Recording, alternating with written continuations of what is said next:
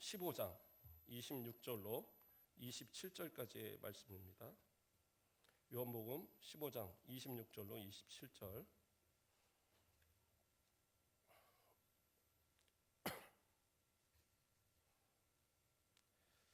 제가 봉독해 드립니다.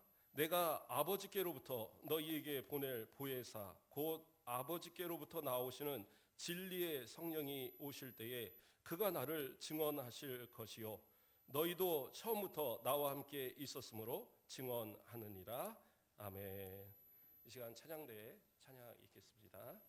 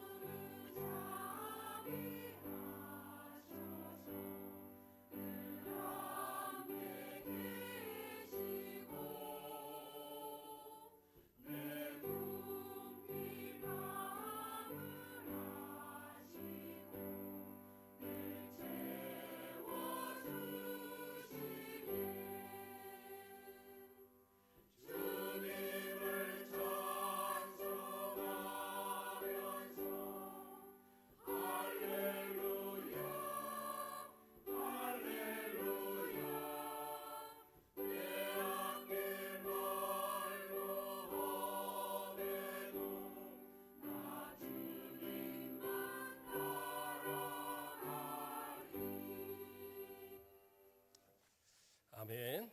예, 오늘도 이 찬양을 통해서 우리 하나님께서 영광 받으신 줄 믿습니다. 우리 옆분들과 인사하겠습니다. 사랑합니다. 예, 환영합니다. 잘 오셨습니다. 예, 반갑습니다. 예, 그래요. 예, 새해가 시작되고 또 첫 주에 얼굴을 뵈니까 더 기분이 좋은 것 같아요. 서로의 얼굴에 환한 미소도 있고. 또 항상 뭔가 처음이라는 것은 기분이 좋잖아요. 옷을 처음 사도 처음 입을 때 그 새 옷에 그 뭐라고 그럴까요? 약간 휘발유 냄새? 뭐 이런 이런 냄새도 좋고 뭔가 처음은 항상 좋은 것 같아요. 근데 중요한 것은 처음의 마음이 처음의 이 모습이 끝까지 또 한 해를 잘 이루어 가기를 소망합니다. 좋은 옷과 안 좋은 옷의 차이는 그거잖아요. 처음에 다 좋은데 한번 딱 빨아서 놓으면 좋은 옷은 몇 번을 빨아도 옷이 그 모양을 유지하는데 이렇게 싸다고 뭐 안 좋은 것은 아니지만 좀 안 좋은 옷들은 한번 빨고 나면 늘어지거나 줄어들거나 그래서 못 입게 되는 그런 옷도 있게 됩니다. 하나님 앞에서 하나님께서 기뻐하시는 우리의 모습이 이 처음이 마지막까지 하나님 앞에 온전하게 충성된 모습, 또 기뻐하실 만한 모습으로 믿음의 모습으로 사시는 모든 성도들 되길 주님의 이름으로 축원드립니다. 자, 오늘 말씀의 제목은 성령의 증언 두 번째 시간입니다. 성령의 증언. 지난번에 성령의 증언이란 제목으로 말씀을 볼 때에는 우리가 우리 안에서 내가 예수 그리스도를 믿어서 하나님의 자녀 되었다라는 것, 하나님의 자녀라는 사실을 증언하시는 성령님에 대해서 살폈어요. 근데 오늘 본문에서는 바로 예수 그리스도를 증언하시는 성령님. 그러니까 예수 그리스도를 우리 가운데 증언하시고 또 세상 가운데 증언하도록 만드시는 성령의 역사에 대해서 오늘은 우리가 한번 살피고자 합니다. 오늘 읽은 우리 26절 본문에서 뭐라고 나옵니까? 내 아버지께로부터 너희에게 보낼 보혜사 곧 아버지께로부터 나오시는 진리의 성령이 오실 때에 그가 나를 증언하실 것이요, 이렇게 나옵니다. 성령님을 뭐라고 얘기하고 있어요? 보혜사 그리고 진리의 성령, 이렇게 말씀하고 계세요. 자, 그런데 여기서 보면 이 좀 특이하게 생각할 부분이 뭐냐? 자, 아버지께로 너희에게 보낼, 내가 아버지께로부터 너희에게 보낼, 누가 보내요? 성령을 예수 그리스도께서 보내신 거로 나와요. 그리고 이어서 곧 아버지께로부터 나오시는 진리의 성령. 그래서 아버지께로 나오시는 분이 이 진리의 성령이시다라는 거예요. 그러니까 예수님도 성령님을 보내시고 이 성부 하나님도 성령님을 보내셔요. 이것이 삼위일체의 교리 가운데 또 중요한 부분을 차지하고 있어요. 성부와 성자에게서 나오시고 또 성부와 성자가 성령님을 보내시기도 하고, 그렇다고 해서 어떤 순서나 어떤 차별이 있는 것이 아니라 성부, 성자, 성령 하나님은 동등하신 분들이다라는 거예요. 그것이 이제 삼위일체의 중요한 교리인데, 그런데 이 동방 기독교와 서방 기독교가 나뉠 때에 가장 그 중요한 교리의 차이가 뭐였냐면 바로 성령님에 관한 부분이었어요. 그래서 서방 기독교는 성령님이 바로 하나님, 성부 하나님께서로부터도 나오시고 성자 하나님으로부터 나오신다라고 그렇게 성부와 성자에게서 나오시는 것으로 그렇게 해석을 합니다. 왜? 성경 구절에 이제 그렇게 나오기 때문에 그런 거예요. 그런데 동방 기독교에서는 어떻게 보면 약간 인간적인 생각을 하는 거죠. 머리로는 이해가 안 가잖아요. 그래서 둘 중에 한 분한테 나오시는데 그것은 성부여야 한다. 그래서 동방 기독교는 성령은 성부에게서만 나오시는 것으로, 물론 다 동등하심에 대한 것은 인정을 하지만 성부와 성자에게서 나오는 그 이 두 분에게서 반출되어지는 이 부분에 대해서는 인정하지 못하는 경우가 있어요. 그래서 이 동방 기독교와 서방 기독교가 나뉘어지는 중요한 교리 중에 하나가 바로 이 부분인 겁니다. 그러나 분명한 것은 이것은 창세 전에 성부 하나님께서, 성자 하나님께서, 성령 하나님께서 스스로 존재하실 때 그 존재의 방식이 아버지와 아들이시고 성부와 성자에게서 나오시는 성령 하나님의 존재 방식의 차이지, 이것이 어떤 순서라든가 시간의 흐름의 차이는 아닙니다. 그러니까 우리의 머리로서는 사실은 이해할 수 없는 부분인 거죠. 자, 이 부분은 좀 넘어가도록 하겠고요. 오늘 본문에서 이야기하는 것처럼 그러면 보혜사라는 의미는 어떤 의미일까? 보혜사. 이것이 요한복음 14장에서도 또 나옵니다. 14장 16절 말씀을 보면 내가 아버지께 구하겠으니 그가 또 다른 보혜사를 너희에게 주사 영원토록 너희와 함께 있게 하리니, 이렇게 얘기합니다. 또 다른 보혜사. 이게 무슨 의미냐면, 먼저는 보혜사라는 뜻은 돕는 자, 또는 위로자, 중재자, 이런 의미를 갖고 있습니다. 원래의 뜻은 이제 돕기 위하여 부름을 받은 자 해서 이것은 수동형인데, 이것이 이제 성령 하나님 또 예수님한테 이 적용될 때에는 이것이 돕는 자, 약간은 그 능동적인 부분으로 해석을 하게 되거든요. 그래서 위로자 또는 중재자 이런 의미를 갖고 있어요. 그런데 여기서 또 다른 보혜사라고 얘기하는 것은 보혜사가 있고 또 다른 보혜사가 있다는 거예요. 그러니까 이것이 서로 차이가 있는 게 아니라 두 분이 다 보혜사라는 거거든요. 이게 무슨 얘기냐면 예수님도 보혜사시라는 거예요. 이 땅에 우리를 구원하시고 우리를 구원받도록 돕기 위해서 누가 오셨어요? 예수님이 오시고, 또 지금도 영원한 중보자로서 하나님과 우리 사이에서 우리가 누구의 이름으로 기도해요? 예수님의 이름으로 기도하잖아요. 그래서 중보자로서, 중재자로서, 위로자로서 우리의 예수님께서 우리 가운데, 우리와 하나님 사이에서 계신단 말이에요. 그래서 예수님은 보혜사가 맞아요. 그리고 예수님께서 또 말씀하시는 것이 뭐냐? 다른 보혜사, 세상 끝날까지 우리와 함께 하시면서 우리를 돕도록, 우리가 예수 그리스도를 믿어서 구원받도록, 그 믿음에서 흔들리지 않도록, 세상 가운데 미혹되어 쓰러지지 않도록 우리를 끝까지 붙들어 주시는 분이 누구냐? 성령님이시다는 거예요. 그래서 성령님은 중재자이고 위로자이시고 중보자이신 보혜사가 되시는 겁니다. 그래서 보혜사세요. 그리고 또 뭐라고 그랬어요? 진리의 성령이라고 말씀하셨습니다. 제가 물 한 잔만 먹을게요.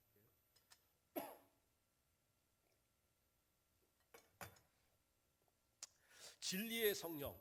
자, 이것에서는 이제 몇 가지로 우리가 좀 생각해 볼 수 있습니다. 진리라는 것은 어떤 참이란 뜻이잖아요. 근데 진리의 성령이라는 의미가 어떤 의미일까? 첫째는 진리 되신 하나님, 진리 되신 예수님께로부터 나오시는 분이기 때문에 진리의 성령님이세요. 아까 얘기했죠? 성령님께서는 성부와 성자에게서 나오시는 분이세요. 그렇다고 한다면 성부와 성자의 모든 그 속성을 공유하시는 거예요. 동등하신 하나님입니다. 그래서 성부 하나님이 진리이시고 성자 하나님이 진리이시면 그 진리는 그대로 이어져서 성령 하나님도 진리의 성령이 되시는 거예요. 그래서 구약에 보면 시편 31편 5절에 다윗이 진리의 하나님 여호와여 이렇게 이제 하나님을 부르고 있어요. 진리의 하나님이라고. 그래서 하나님은 진리의 하나님이세요. 성부 하나님은. 또 예수님은 뭐라고 얘기하십니까? 신약 성경에서 요한복음 14장 6절에서 예수께서 이르시되 내가 곧 길이요 뭐라고 그래요? 진리요 생명이니 이렇게 말합니다. 예수님 자신이 진리라고 말씀하세요. 그러므로 성부가 진리이시고 성자가 진리이시기 때문에 진리로부터 나오는 성령님은 진리이신 거예요. 그래서 진리의 성령이라고 불려집니다. 또 두 번째로는 성경에 또 진리의 성령, 진리의 영이다 그러면 어떠한 부분으로 나오느냐?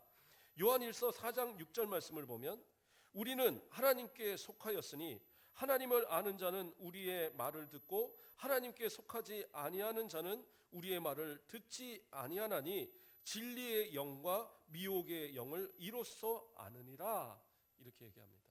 그러니까 세상 가운데는 누가 있느냐? 미혹의 영이 있다라는 거예요.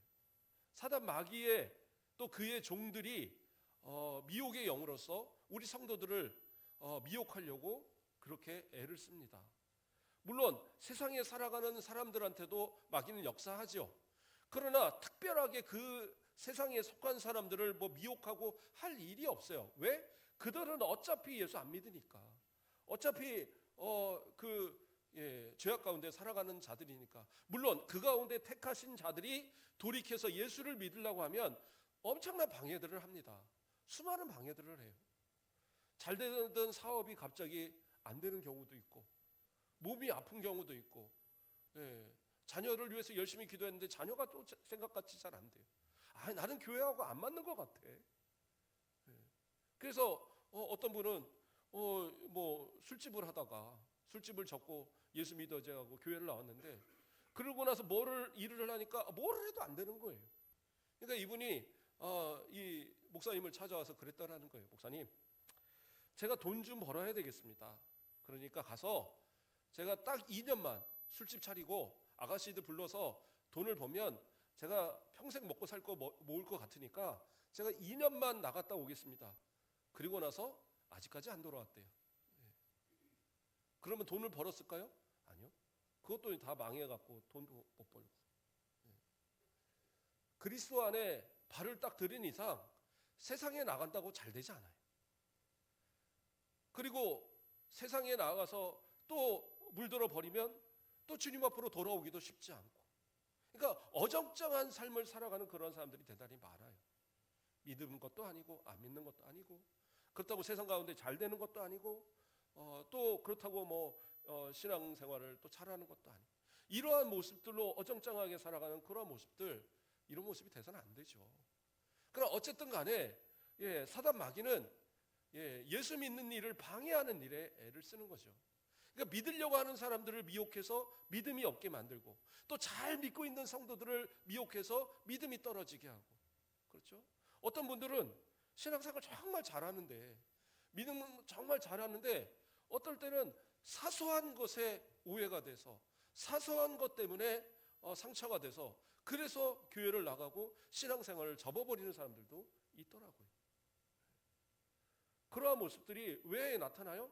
마귀가, 미혹의 영이 유혹하기 때문에 그래요. 미혹하기 때문에 그래요. 아주 어떻게 보면 작은 것을 가지고 미혹을 합니다. 예수님께서 40일 금식하고 그 사단 마귀에게 시험 받으실 때 가장 먼저 시험 받은 게 뭐였어요? 돌로 떡덩이 만들어라는 거예요. 그거 아무것도 아니잖아요. 예수님의 능력으로 못 만들 게 아니잖아요. 우병 이후의 사건을 일으키시는 분이 돌로 떡덩이 하나 만드는 걸 못하겠어요? 그거 갖다가 충분히 먹었다고 그래서 그게 무슨 잘못이겠어요? 40일을 금식하고 났는데 배고픈데 그것 좀 먹었다고 그게 큰 잘못이겠어요? 그러나 그 사소한 것, 이것이 넘어지면 그것으로 인해서 모든 걸 다 잃어버리는 거예요.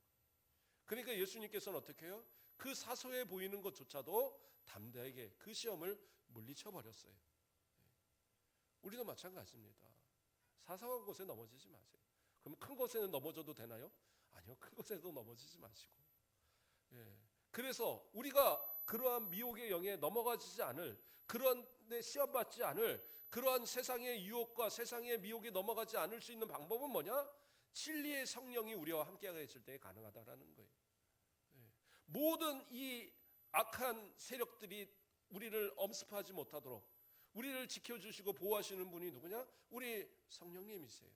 우리가 들었던 말씀들, 우리가 들었던 그러한 우리가 읽은 성경의 말씀들을 기억하게 하시고, 그것을 통해서 담대하게 물리치도록, 예수님께서 말씀을 통해서 마귀를 물리치셨던 것처럼 말씀 의지하여서, 주신 은혜 의지하여서 담대하게 물리치며 살아가도록 누가 역사하시냐? 진리의 진리의 말씀으로 물리치도록 그렇게 진리의 성령께서 역사하신다라는 거예요.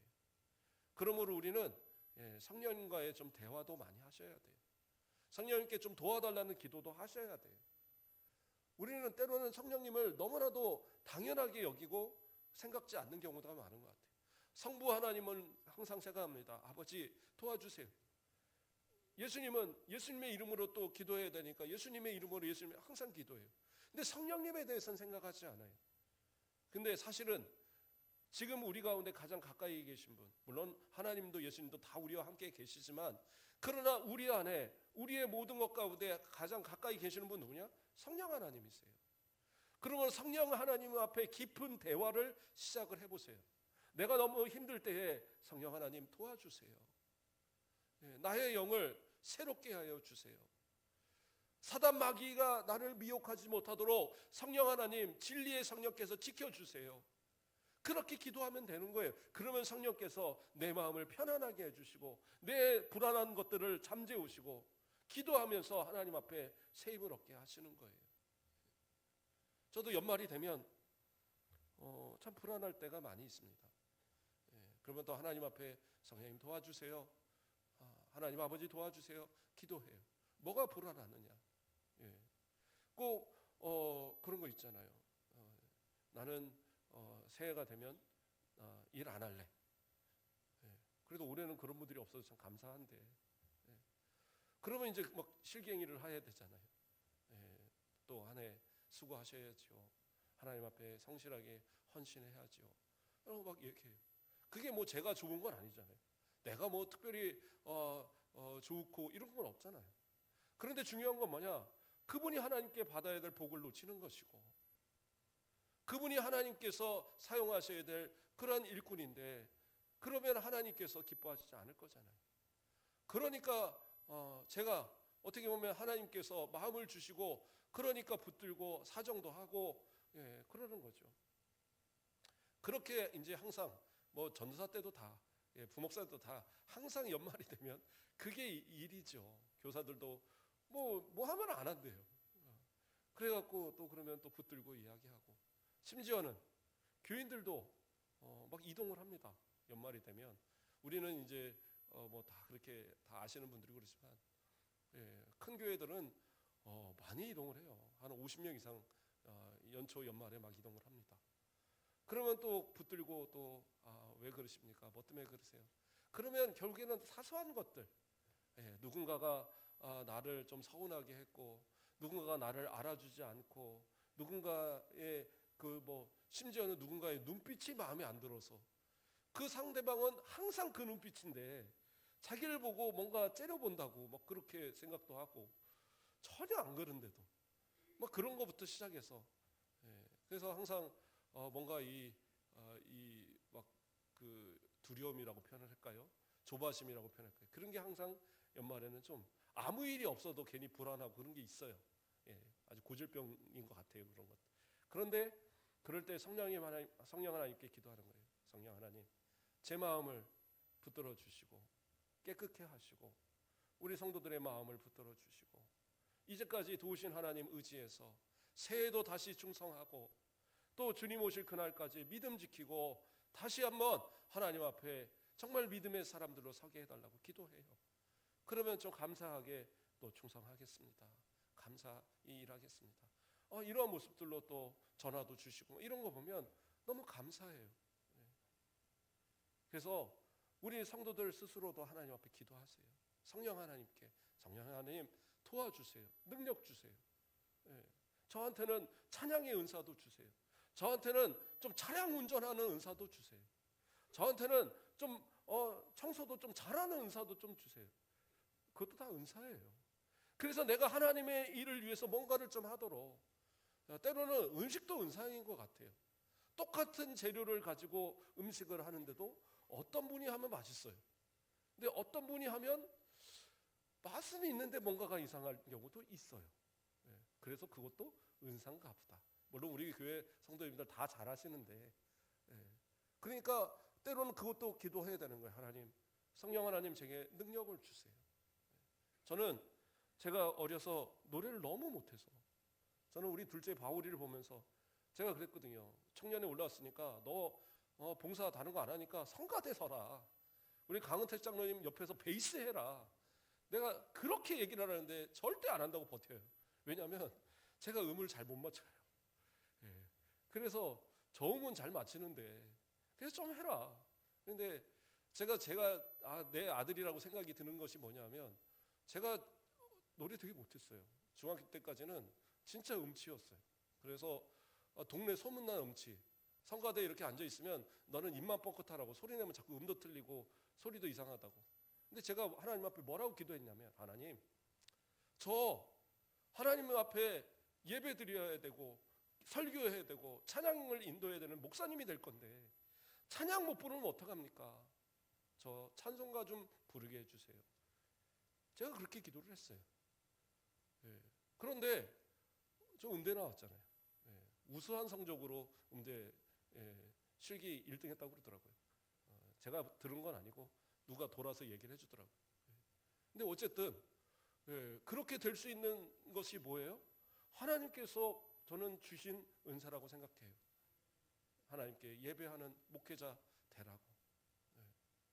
그래서 우리 성도들도 좀 하나님 앞에 기도하면서 올 한 해 진짜 충성되게 일할 거니까, 하나님, 성령 하나님 제게 능력 주세요. 은사 주세요. 방언, 예언 이런 거는 그냥 혼자 기도할 때 쓰시는 거고, 하나님 앞에 충성할 수 있는 여건들을 만들어 달라고. 그동안은 내 힘으로 했지만 내 힘이 아니라 성령님의 주시는 은사로 하게 해달라고 기도해 보세요. 놀라운 은사의 체험들을 하게 될 겁니다. 자, 그리고 세 번째로는 뭐냐? 오늘 본문의 이야기입니다. 뭐예요? 진리 대신 예수 그리스도를 증거하게 한다라는 거예요. 오늘 읽었던 본문을 다시 읽어드리면, 내가 아버지께로부터 너희에게 보낼 보혜사 곧 아버지께로부터 나오시는 진리의 성령이 오실 때에 그가 나를 증언하실 것이요. 누굴 증언해요? 예수 그리스도를 증언하는 거예요. 예수 그리스도가 구주라는 사실을, 예수 그리스도를 믿어야지만 구원을 얻는다는 사실을 누가 증언하셔요? 성령님이 증언하셔요. 그래서 이 사도행전 1장 8절에서 뭐라고 얘기했습니까? 오직 성령이 너희에게 임하시면 너희가 권능을 받고. 그래서 성령이 임하시면 그러면 어떻게 돼요? 예루살렘과 온 유대와 사마리아와 땅끝까지 뭐가 돼요? 내 증인이 되리라. 그러니까 성령이 임하시면 어떻게 해요? 증인이 돼요. 그러니까 성령께서 나를 통하여서 증인이 되도록 성령이 내게 먼저 증언하시고, 예수 그리스도가 구원자이시라는 사실을 나로 믿도록 내게 증언하시고, 그리고 나를 통하여 세상 가운데 또 증언하도록. 그래서 27절에 뭐라고 그래요? 너희도 처음부터 나와 함께 있었으므로 증언하느니라. 그래서 내가 증언을 예수님, 난 제자니까 예수님 잘 아는데, 아니까 내가 좀 전하면은 사람들이 잘 알겠지? 근데 그게 아니에요. 내가 전할 수 있는 것은 누구를 통해서? 성령께서 내게 역사하시니까 가능한 거예요. 성령이 내게 증언하셔서 나로 그것을 증언하지 않을 수 없도록 성령께서 능력을 주시니까 담대하게 나가서 외치는 역사가 일어나는 거예요. 오순절 성령 강림 때 어떻게 됐어요? 지난번에 살폈지만 예수님께서 죄송합니다. 예수님께서 약속하신 성령께서 오셨을 때에 성령이 각 사람에게 불과 같이 임하는, 불의 혀같이 갈라지면서 임하는 그러한 충만의 역사가 있었어요. 그러고 나니까 그들에게서 나타나는 것이 뭐예요? 사도행전 2장 4절에 그들이 다 성령의 충만함을 받고 성령이 말하게 하심을 따라. 누가 말하게 하세요? 성령이 말하게 하셨어요. 그리고 나서 가서 다른 언어들로 말하기를 시작하니라. 뭘 말을 했어요? 예수 그리스도가 구주라는 사실을 증언하기 시작했어요. 오늘 그래요. 주일학교 우리 장로님이 주일학교 아이들 오늘 5명 왔더라고요. 이 아이들한테 설교하면서 그 얘기를 하시더라고요. 이제 전도하자. 우리 가서 한 사람이 몇 사람만 전도해도 우리 이 자리 다 채울 수 있다. 전도하자. 이런 얘기 하시더라고요. 그게 불가능한 얘기 아닙니다. 우리 예전에 다 주일학교 교사 하셨던 분들 어떻게 아이들 채웠어요? 근데 그때나 지금이나 다를 거 없어요. 지금은 뭔가 아주 특별한 걸 해야지만 아이들이 모일 것 같죠? 아니에요. 관심을 가지고 기도하고 성령님 의지해서 담대하게 나가서 말하면 그 아이들이 그 마음을 바꾸시는 성령님에 따라서 교회를 나오게 되는 거예요. 근데 우리는 생각이 뭐예요? 지금 아이들은 영악해서 잘 말을 안 들으려고 그래. 지금은 아이들이 뭐 교회에서 좋은 거 준다고 해도 그냥 콧방귀도 안 껴. 그렇지 않아요. 기도하시고 담대하게 말하면 아이들은 또 오는 거예요. 지금도 아마 우리 교사들이 탈쓰고 주일날 한 바퀴만 이 동네 돌아다녀도 아마 100명 이상은 데리고 올 수 있을 거예요. 그때는 그렇게 무식하게 우리가 어떻게 보면 했어도 성령께서 역사하시니까 수많은 아이들이 막 구름대같이 몰려오는데, 근데 지금은 왜 안 돼요? 너무나도 똑똑해서 안 돼요. 내 머리로 해보려니까, 내 머리로 뭘 증거하니까 안 되는 거예요. 누구를 의지해야 돼요? 성령님을 의지하세요. 성령이 말하시면 나는 그것을 통해서 말하는 거예요. 성령이 말하게 하심을 따라 나아가서 말하기를 시작하니까 그 다음에 어떻게 해요? 베드로가 설교할 때 3,000명, 5,000명 회개하는 역사가 일어나는 거예요. 폭발적으로 그 예루살렘 교회가 예수님이 다니실 때 수많은 무리이 따르긴 했지만, 그러나 어떻게 했어요? 예수님 결국엔 못 박는데 다들 앞장섰던 사람들이었어요. 그런데 이 베드로가 설교할 때 성령께서 역사하심을 따라 말하게 하심을 따라 말하기 시작하니까 목숨을 걸고 복음을 지키는 사람들이 수천 명이 만들어지고 수만 명이 만들어지는 거예요. 더 나아가서는 소아시아와 저 유럽과 온 지역으로 이 선교하시는 이 주의 종들이 퍼져나가면서 바울 사도의 모습도 보면 그렇고요. 결국엔 그래서 곳곳에서 전혀 예수 그리스도란 예자도 알지 못하는 사람들이 그 가운데 회개하고 돌아오는 역사들이, 교회들이 세워지는 역사들이 일어나고 있잖아요.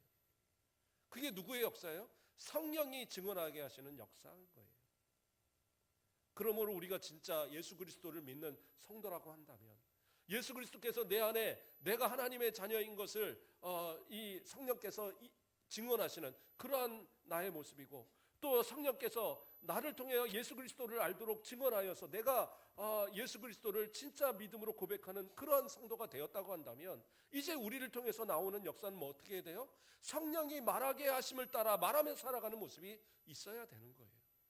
이제는 세상 살아가면서 좀 그렇게 살자고요. 내 뜻과 내 생각대로 말하고 행동하고 살지 마시고, 이제는 성령이 말하게 하심을 따라 좀 말하며 살자고요.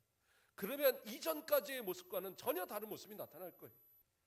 우리 조기 축구하러 다니실 때에도 가서 그냥 열심히 축구하고 나서 야 신난다 그리고 돌아오지 마시고 그 가운데 기도하시는 거예요. 내가 이 조기 축구 나가서 저 함께 뛰는 저 11명 저 상대편까지 해서 11명 뛰는 거 맞나요? 축구 잘 몰라서 그래서 어쨌든 20몇 명 내가 한꺼번에 다 전도 좀 해보지라 가능하잖아요. 그렇지 않을까요? 제 친구가 고등학교 때 전도하는데 맨날 축구하러 다니더라고요. 근데 그렇게 해서 전도한 인원만 해도 한 7명은 전도해 왔어요. 불가능한 거 아니잖아요. 성령의 말하심을 따라서 직장에서 또는 바로 아파트 옆에 있는 사람들 또는 내 길에서 자주 만나는 사람들, 그 모든 사람들을 향하여서 성령의 말하심을 따라서 한번 증언해 보세요. 정말 예수 그리스도께서 구주라는 사실을 나를 통해서 증언되어질 때에 내 남편이, 내 아내가, 내 자녀가, 내 친구가, 내 이웃이 돌아온 역사를 보게 될 겁니다. 그게 성령의 역사예요. 일어나 빛을 발하라. 예수 그리스도로부터 하나님으로부터 받은 그 빛을 이제는 감추는 자가 되지 말고 성령이 말하게 하심을 따라 증언하시고 나누고 모든 사람들에게 예수 그리스도를 구주로 알리는 그러한 귀한 일들을 감당하시고, 또 성령이 역사하심을 따라 올 한 해 주님 앞에 충성하시며 잘했다 칭찬받는 그러한 일꾼 되시길 주님의 이름으로 축원드립니다. 기도하겠습니다. 사랑의 하나님, 감사를 드립니다.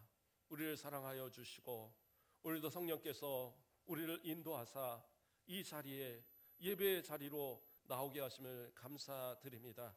우리의 입술을 통하여 날마다 예수 그리스도가 구주라는 사실을 증언하게 하시고, 성령께서 우리의 마음을 감동하사 세상 가운데 미혹되지 않도록 저 미혹의 영을 이기고 오직 복음으로 합당하게 살아가는 복된 자들 되도록 축복하여 주시옵소서. 감사합니다. 예수 그리스도의 이름으로 기도드립니다. 아멘.